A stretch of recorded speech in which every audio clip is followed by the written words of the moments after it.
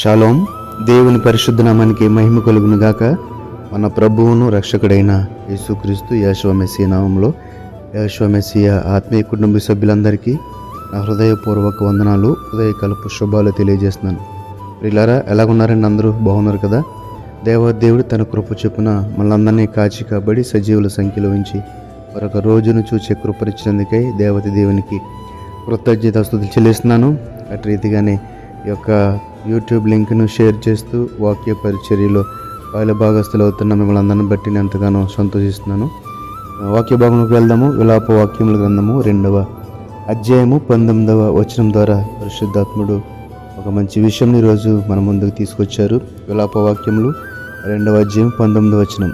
నీవు లేచి రేయి మొదటి జామున మొర్రపెట్టుము, నీళ్లు కుమ్మరించినట్లు ప్రభువు సన్నిధిని నీ హృదయమును కుమ్మరించుము. నీ పసిపిల్లల ప్రాణము కొరకు నీ చేతులను ఆయన తట్టు ఎత్తుము. ప్రతి వీధి మొగను ఆకలుగొని వారు మూర్ఛిల్లుచున్నారు. ఈ యొక్క వాక్యంలో చూస్తే నీవు దేవుని సన్నిధిని, ప్రభువు సన్నిధిని నీ హృదయమును కుమ్మరించము. ఎలోహిం సన్నిధిని నీ హృదయమును కుమ్మరించము. ఎందుకు కుమ్మరించాలి? ఎందుకు మొర్ర పెట్టాలి ఆయనకి అని ఆలోచిస్తే గనక చూడండి, మన యొక్క కుటుంబం కొరకు, మన యొక్క పసిపిల్లల ప్రాణము కొరకు ఆయన తట్టు, ఆయన సన్నిధి వైపు చేతులెత్తి ఆయనకు మొర్ర పెట్టాలని, నీళ్లు కుమ్మరించినట్టు మన హృదయమును కుమ్మరించాలని ఈ వాక్యం ద్వారా తండ్రి మాట్లాడుచున్నారు. ఉదాహరణకి ఒక పాత్రలో నీరును మెల్లగా పోస్తే ఆ బలం వేరు, ఒకేసారి కుమ్మరిస్తే కనుక మరి ఆ బలం, ఆ నీటి యొక్క బలము మారుతుంది. అలాగే మన ప్రార్థన కూడా అట్టి రీతిగానే ఒక బలమైన ప్రార్థనగా, ఆయన సన్నిధిని చేరే ప్రార్థనగా, ఆయన కనికిరమును పొందుకునే ప్రార్థనగా, అయ్యో నా కుమారుడు, నా కుమార్తె అని చెప్పి జాలిపడే ప్రార్థనగా ఉండాలని ఈ యొక్క వాక్యం ద్వారా మనం చూడగలుగుతున్నాం. ప్రభువు సన్నిధిని నీ హృదయమును కుమ్మరించుము అంటే నీ హృదయంలో ఇంకేమీ దాపరికం ఉండకూడదు. ప్రభువు సన్నిధిలో అన్నీ ఒప్పుకొనుచు. ఎందుకంటే ప్రతిరోజు కూడా మన హృదయపు ఆలోచన ద్వారా కావచ్చు, మన కంటి చూపు ద్వారా కావచ్చు, మనం వినే మాట ద్వారా కావచ్చు, మనం నడిచే నడత రీతిగా ఏ విధంగానైనాను మనకు తెలుసో తెలియకో మన హృదయ వాంఛల ద్వారా పాపం చేస్తూ ఉంటాం. కాబట్టి మొట్టమొదటిసారిగా ప్రభువా, ఇదిగో నీ సన్నిధికి వచ్చాను తండ్రి, ఉదయకాలం నుండి ఇంతవరకు నీ సన్నిధిలో నేను తప్పుగా మాట్లాడి ఉంటే, నీ యొక్క వాక్యానికి విరుద్ధంగా ప్రవర్తించి ఉంటే నన్ను క్షమించి ప్రభువా అని చెప్పి ఆయన సన్నిధిలో ప్రతిరోజు ఒప్పుకుంటే కనుక ఆయన ఖచ్చితంగా జాలి గల దేవుడు. కాబట్టి మన హృదయంలో ఉన్న ఆ చెడు తలంపుల నుండి విడుదల కలిగించి పవిత్రమైన, పరిశుద్ధమైన, సమాధానం కలిగిన హృదయం ఇవ్వటానికి ఆయన సిద్ధంగా ఉన్నాడు. అయితే ఎందుకు ఆయనకు మొర్రపెట్ట ఆలోచన చేస్తే కనుక 62వ దావీదు కీర్తన 8వ వచనంలో, జనులారా ఎల్లప్పుడూ ఆయన యందు నమ్మిక ఉంచుడి, ఆయన సన్నిధిని మీ హృదయం కుమ్మరించే దేవుడు మనకు ఆశ్రయము. మనకి ఆశ్రయం ఆయనే, మనం నమ్ముకున్న దేవుడు ఆయనే నిత్య జీవము గలవాడు. కాబట్టి ఆయనే మనకి ఆశ్రయం. కాబట్టి ఈ లోకాన్ని కదా మనం నమ్ముకోవాల్సింది, ఆయనే నమ్ముకోవాలి.